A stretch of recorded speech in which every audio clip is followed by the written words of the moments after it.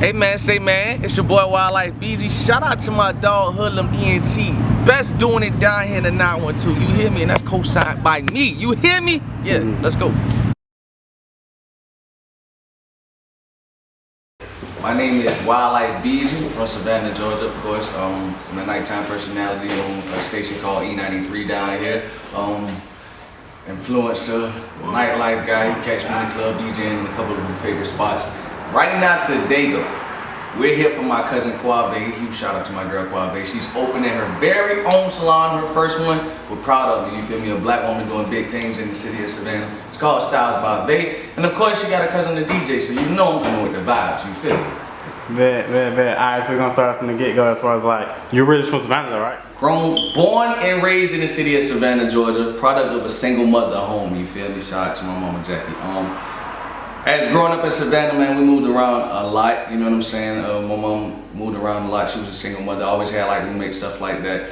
She always sent me to the schools that were outside of my district. One of the earliest spots I remember us moving around to was Skidaway Apartments. I think they call it something else now, you know what I'm saying? But she ended up always putting me in these magnet programs, always putting me in these schools that were outside of the district because she never wanted me, regardless of where we were staying, to go to the school with the neighborhood kids. She always wanted me to stay out of trouble and to make more of myself. So she always put me in like all of these advanced programs, all the search programs, anything she could to just help get me away from the neighborhood circumstances and, you know, to show me, to help me grow. And I ain't gonna lie, it helped me out. That's how I ended up graduating early and everything like that. So, you know.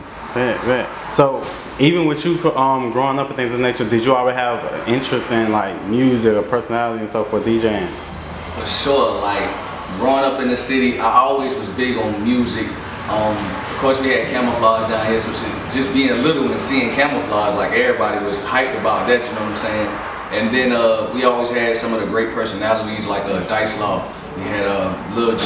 We always had people like that that just made you wanna deal with music. It was fun for me, and my dad is actually a DJ. So by the age of 9, I just kind of got interested enough to start messing with turntables because he had his own set. He was in clubs, everything like that as well. So by the age of 9, I just practiced for the first time. I showed my interest in it and he let me, but it was like I took to it and I can't explain it. Clicked, like I got it just instantly. You know? So from there on in, like I want to say, like you already kind of knew, okay, I want to follow this footsteps. I want to be a DJ. This is, man, that's nice for the early age. Yeah. I knew if it was anything that I could do, it was that. And I always used to tell my parents, like we used to look at music videos. You can ask them all day long. I'm watching music videos. Like this is before YouTube and everything. Yeah. So you gotta watch BT Jams. You gotta watch 106 Park all day. You know? I'm catching every single video. I'm watching Rap City. I'm always locked in on that. Like I was so involved in the culture. And I used to tell them, look, one day that's gonna be me. One day I'm gonna have this. One day I'm gonna have that. And it's starting to unfold. It's crazy. Yeah, speaking into existence. I like that.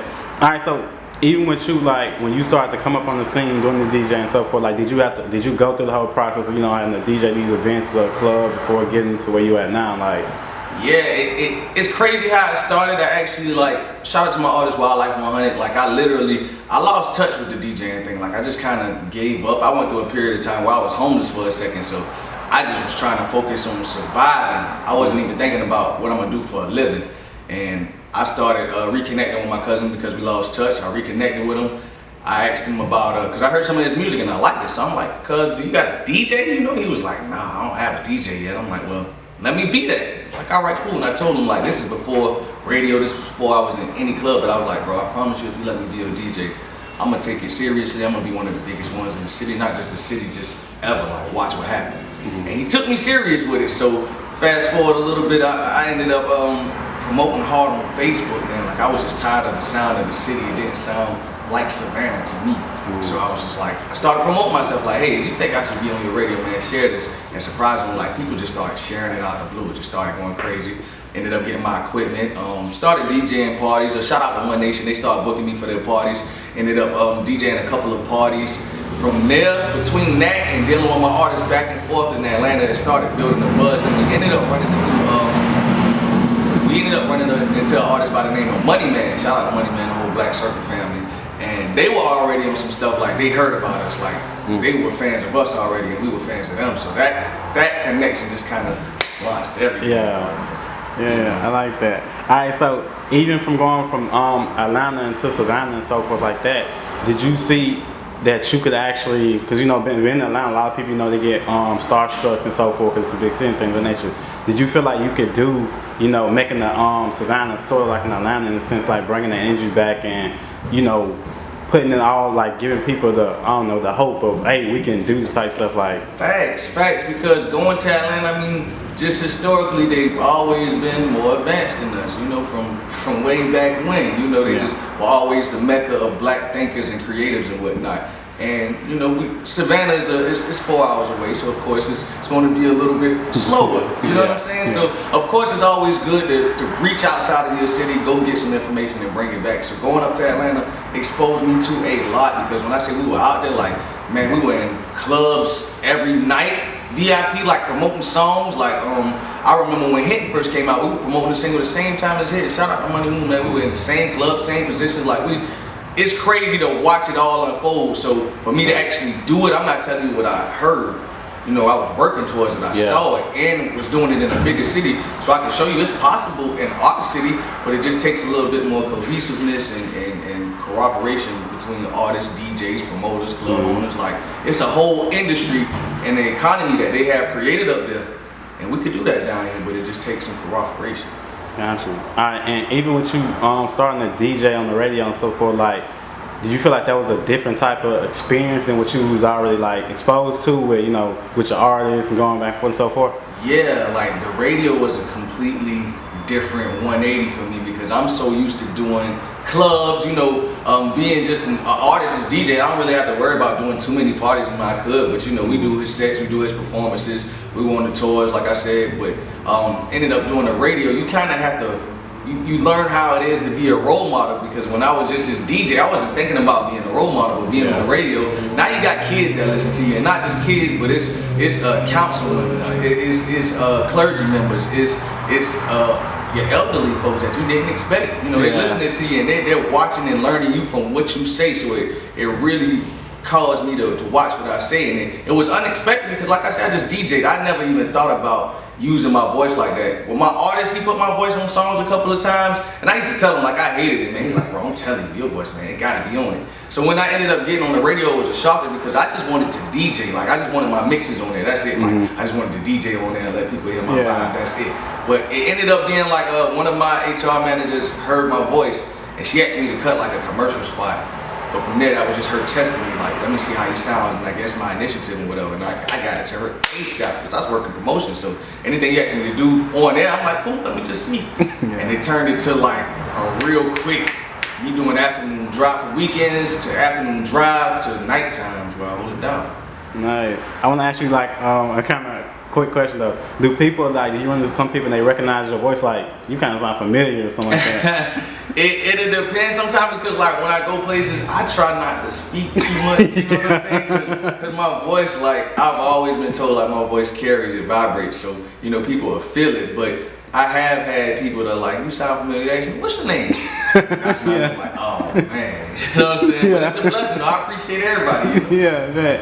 Alright, right now, do you feel like with the what you've been the DJ, you know what I'm saying, you have your ears to like the music that's going around circulating and what's happening and so forth. So do you feel like what's your own take on like the music so far in Savannah? Do you feel like, you know, it's advanced, you know, past when the camouflage and so forth is around?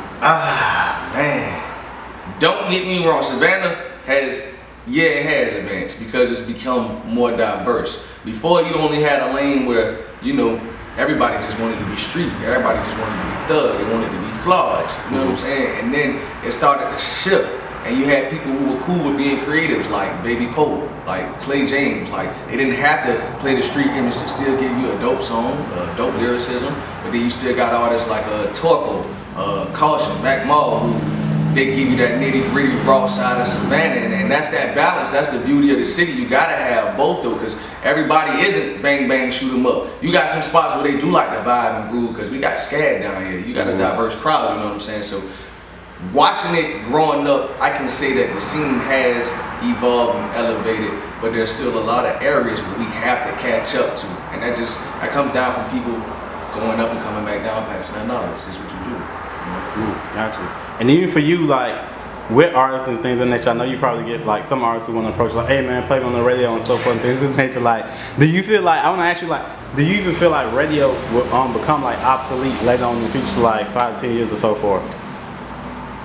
They often ask us that a lot. I don't feel like radio will be obsolete because it's been like just one of the biggest mediums of the transfer of information and music. Right. From you just listening to a personality. And it's like the same thing with television and print. Like the newspaper's still here. They may figure out a different way to let you listen to it. If it's not so terrestrial, it may go just straight XM, but people listen to satellite radio still, so it doesn't go anywhere. Radio is always there, and especially for artists, radio helps, man. That's what takes your hit from being just this small town thing that, you know, this big buzzing thing that's programmed in everybody's mind because they hear it 24/7. You know what I'm saying? So it's definitely important. Yeah, I like that. And like I said, for those artists anyway, like what would be your advice anyway for like artists who trying to get that music out there? Cause most of the time they trying to rely so much on just, you know, the Instagram and so forth. Do you feel like, what would be your advice in a sense? For any artist that's serious about getting that music out there, number one, you want to create yourself a budget. And I'm saying, and I know that sounds so cliche, but you gotta understand, like, you're in the music business. A lot of them just want to be into music and not do the business part. But the business is the most important part of it. So if you want to be serious about this, man, you gotta get you a budget. Just like if you are your own company, your brand is your company. If you're out here and your brand's worth nothing, who's gonna pay you to do anything for a feature, for a show, for anything like that? So you got to invest in yourself and build your brand. And I think that's what a lot of cities kind of took off faster than us, because you got some cities that money flows through a lot more. So it's a lot more opportunity to get more money, which allows bigger budgets for them to do bigger things. And down here, it's slower. The ones who do have bigger budgets, they know what to do with it. You got artists who have been doing that thing for a long time, like Lil Damon. You know what I'm saying? Shout out to them. They've been holding it down, been doing it the right way. But it's just been about having the exposure on the city. And sometimes you really do get blessed too. Now, don't get me wrong. You got your situations like Quando, but you know that's 1 in a million. And that situation has a lot of people feeling like, I don't gotta do nothing but Instagram, and it's like that one. Like, you know what I'm saying? Before he blew, we had to talk about, look, bro, this is what you should do. He did that in it. You know what I'm saying? Right. So it's methods to it, but they just gotta have a method to it. Like, you can't just go out there with a hope and a wishing and think like somebody can pick me up and sign me. Nah. Right. And even on the DJing part, so far, like, do you feel like Savannah has a lot to offer when it comes to the DJ side, and it's growing, like it's still vital right now? Savannah with the DJs is so tricky because this is like the disconnect I feel between the relationships with certain clubs down here and the DJs, because I mean, in all actuality, you know, Savannah is a tourist city. It's a college town, because we got Savannah State, SSU has had. Yeah, going up. You know what I'm saying? And then you got your locals, but from that there, you have the majority of your population being black, however you want to put it, they're brown people. So when you're talking about being in certain clubs, and even the ones in downtown Savannah, they don't really necessarily hire DJs that reflect the city or the culture, but they capitalize off the city and the culture. And that's where the disconnect comes in at, because you may have a resident DJ at a club downtown who gets paid, man, 4 or 5 times what the urban spot might want to pay one of the DJs. And you know, and it's more dangerous in a hood spot, just being honest with you. You putting your life on the line, because it just might be a fight, it just might be a shooting, it could be anything. With downtown, not to say that still goes down in those spots now, that just gets covered up a lot more, but it still goes down in those spots. But it's a lot harder to just get what you're worth. It's hard for them to respect your worth down here as a DJ, and that's what I feel like DJs such as myself, CJ the DJ, definitely DJ Kid, Wildlyfe, Rook, Lowlife. If I'm missing anybody, please forgive me. Y'all boys, Keish, y'all know who I'm talking about, man. Y'all been pushing the culture forward and making them really respect the value of the DJ. You know what I'm saying? If you go to other cities, DJs getting paid $1,500 for the night. You know what I'm saying? Like, you go in certain professions, DJs is getting a couple grand. They getting like, and it's normal. And down here, they still want to try to pay you like it's $19.99, man. And that's it. Yeah. I feel you on that. Alright, and even for you and your brand and so forth, do you see yourself like branching out doing anything out of the ordinary that people haven't expected of you this year and so forth? Man, I've always been told to step outside of my comfort zone. A big part of my comfort zone was stepping outside of it was doing the radio part. Now I'm kind of getting in front of the camera. That's one of my things. Like, I've always been a low-key cat. I didn't really like getting in front of cameras and whatnot, but I've been told I need to start doing that, man. You know, and I do have a degree in broadcasting, so I understand how to do it. I just was always camera shy, but my artist has always been on me, like, bro, break that shit. Like, get out of there. I'm like, alright. So this year, that's what I'm on, man. Yeah. And for those who don't know, you know, wait, for the name, how did your name come about?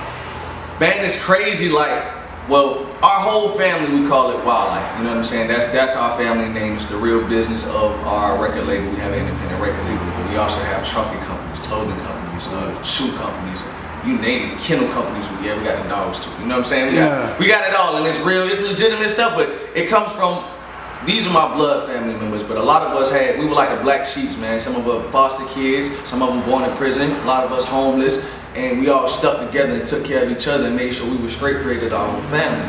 So, you know, we always was Wildlyfe, you know what I'm saying? People knew us with Wildlyfe. And it just so happened one day I was interning at E93 with one of the guys who was doing a nighttime show at the time, and he was working on a side project. It was one of his mixtapes, and he wanted me to, like, at this mind, like, keep in mind, like, I wasn't on air. I didn't even like speaking. Like, I didn't know I had a voice. I might have done maybe 1 or 2 songs with my artist so far with my voice on it, so I wasn't quite sure about how I even sounded. Yeah. But he asked me, like, yo, talk on the mic, you know, and, you know, introduce yourself. Blah. I'm like, I don't even have a name, bro. I know people call me Beezy, you know what I'm saying? But I'm like, damn, I'm gonna just put the two together. Wildlyfe Beezy. And it stuck. Yeah. But it's so unique that I wouldn't change it, man. Like, it's only one. You know what I'm saying? It's only one. Roll up the tongue, yeah. Wildlyfe Beezy. Yeah. Alright. Anything else that you want them to you know, look forward to that you got coming, or something they need to check out, you know? Definitely, I want everybody to look forward to the projects that we have coming from Wildlyfe 100. Most definitely, the progression that we've had, collaborations that we've been doing, and look forward for the progression of what I'm about to do for a lot of these Savannah artists, man. I got a couple under my belt, man. Shout out to NSU Monk, shout out to Lil ATK, man. We got some hard artists up under the Joke Man was happening, man. Shout out to Gutter. We got a lot of artists that I want to see blow, I want to see grow, and I want to provide an outlet to where they can, you know what I'm saying? But to show them the game, to show them the industry side of it, to show them this is how you get paid, because I really do receive, you know, royalty checks. And I think I may be one of the only DJs now. I can get me wrong, if I'm not, forgive me, but I think I may be the only one. I'm pretty sure it's what I've seen, you know what I'm saying? So if I have a business figured out, let's sit down, let's figure out what we can do. And I'm willing to show these artists, like, that's my nature. I will show you. Just don't, you know, this Savannah, don't crab me, don't back on me, man. Don't get to the top and be like, close the door. Yeah. You know what I'm saying? Like, nah, I ain't going for that. Cool, sure. Yeah. Yeah.